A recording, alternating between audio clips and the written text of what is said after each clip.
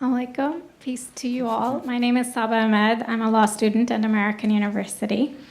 I am here to ask you a simple question. I know that we portray Islam and all Muslims as bad, but there's 1.8 billion Muslim followers of Islam. We have 8 million plus Muslim Americans in this country, and I don't see them represented here. But my question is, how can we fight an ideological war with weapons? How can we ever end this war? The jihadist ideology that you talk about, it's an ideology. How can you ever win this thing if you don't address it ideologically? Frank? Well, I'm glad to see you're representing Muslims in this company. I don't want to speak for anybody else but myself, but I think I can say safely that there isn't anybody on this panel who thinks that all Muslims are the problem. Right. I certainly don't. What we have been trying to help people understand is the ideology, to use your term, the doctrine, if you will, the program, agenda. I don't know what the best way to describe Sharia is, but that's the default line, I think, between Muslims who are decidedly the problem because they believe it is Allah's will, God's will, to impose that program on everybody else, Muslim and non-Muslim alike, on the one hand. And on the other hand, you have lots of Muslims who don't follow that program, may not even know what it's about, don't speak Arabic, aren't imbued with the traditions of the faith as out of Saudi Arabia, for example. And they are not necessarily the problem, at least not yet.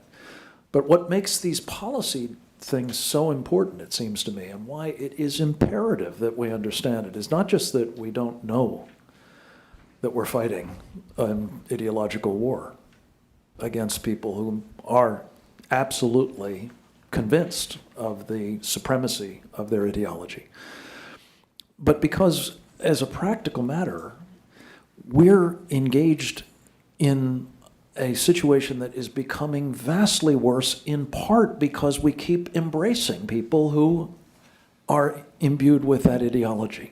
This is why I come back to this idea of legitimating and engaging and funding and arming the Muslim Brotherhood. These are exponents of Sharia. It is part of their agenda very explicitly to impose it, as I say, on everyone else. So I thank you for the question, and I think we absolutely do need to deal with this as an ideological war, at least in part, or at least understand that the ideology that is driving the violent jihad on the one hand, and every bit as importantly, what the Muslim Brotherhood calls the civilization jihad on the other.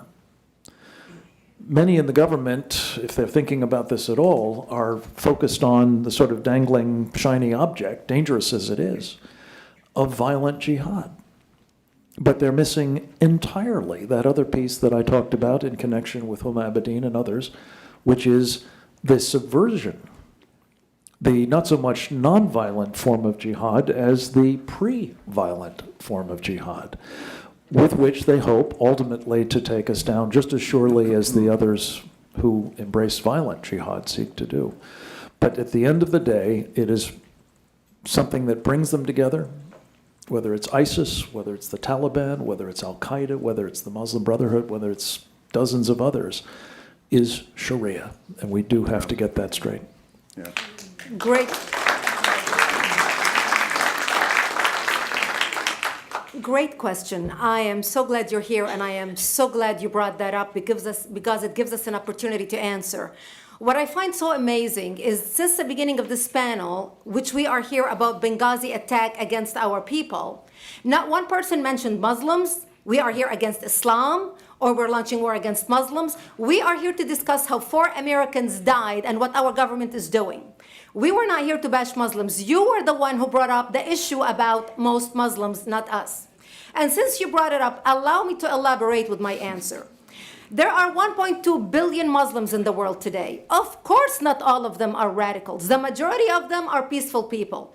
The radicals are estimated to be between 15 to 25% according to all intelligence services around the world. That leaves 75% of them peaceful people. But when you look at 15 to 25% of the world Muslim population, you're looking at 180 million to 300 million people dedicated to the destruction of Western civilization. That is as big of the United States. So why should we worry about the radicals, 15 to 25%? Because it is the radicals that kill. Because it is the radicals that behead and massacre. When you look throughout history, when you look at all the lessons of history, most Germans were peaceful. Yet the Nazis drove the agenda. And as a result, 60 million people died. Almost 14 million in concentration camps. 6 million were Jews. The peaceful majority were irrelevant. When you look at Russia, most Russians were peaceful as well. Yet the Russians were able to kill 20 million people. The peaceful majority were irrelevant. When you look at China, for example, most Chinese were peaceful as well. Yet the Chinese were able to kill 70 million people. The peaceful majority were irrelevant. When you look at Japan prior to World War II, most Japanese were peaceful as well. Yet Japan was able to butcher its way across Southeast Asia, killing 12 million people, mostly killed with bayonets and shovels. The peaceful majority were irrelevant. On September 11th in the United States, we had 2.3 million Arab Muslims living in the United States.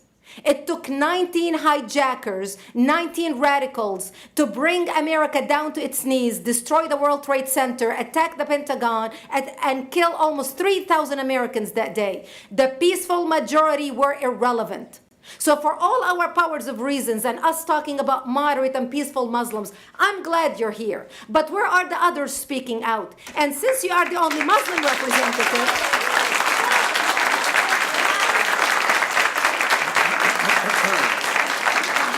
save the applause till the end.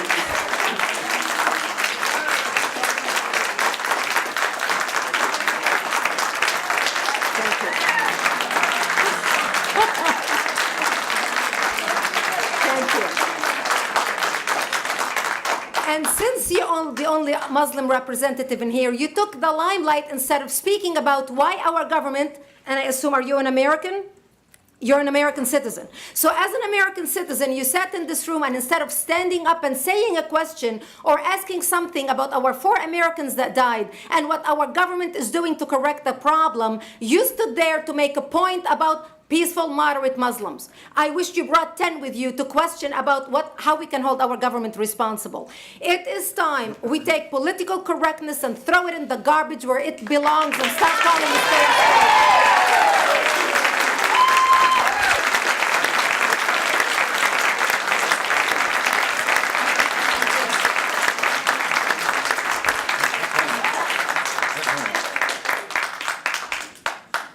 And there will be refreshments afterward. Did you want to respond to the... I think we're out of I can't follow that. You had a follow-up that you'd... you go ahead. Comment. Thank you for your responses. And I do really hope that other Muslims will start showing up at these conservative forums. But, as a peaceful American Muslim, I would like to think that I'm not that irrelevant. I'm just as much an American, and I'm very deeply saddened about the lives that were lost in Libya. And I hope that we will find justice for their families. But I don't think that this war can ever be won by just the military. You have to you have to bring Muslims to the table to address this. I think So everyone thank you. agrees that it can't be won Everybody just agrees with militarily, and I think that everyone has said that. Can you So- tell me who the head of the Muslim peace movement is? I guess it's me right now, so Yeah. thank you.